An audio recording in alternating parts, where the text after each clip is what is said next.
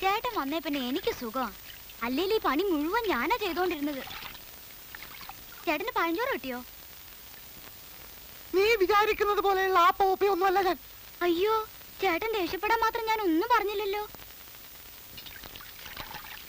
മുൻകോപക്കാരെ എനിക്കിഷ്ടമാ. അവരുടെ ഉള്ളിൽ സ്നേഹം കാണും.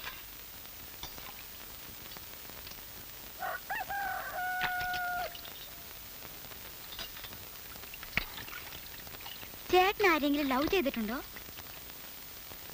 എടി പെണ്ണെ, നിന്റെ ചാട്ട എങ്ങോട്ടാണെന്നൊക്കെ എനിക്ക് മനസ്സിലാകുന്നുണ്ട്. ആ വെള്ളം അങ്ങ് വാങ്ങി വെച്ചേക്ക്. മാസം 1000-ലേറെ ശമ്പളം വാങ്ങുന്നവനാ ഞാൻ. 1000 രൂപയോ? നോണ പറയാതെ എന്റെ ചേട്ടാ.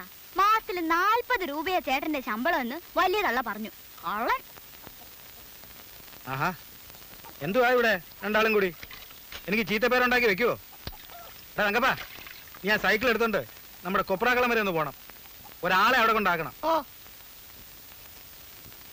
ആരേത്? ആരാണെന്ന് തന്നോടാ ചോദിച്ചത്. എങ്ങനെ താൻ അകത്ത് കയറി? ഞാൻ പിന്നെ എന്റെ സ്നേഹിതനാ.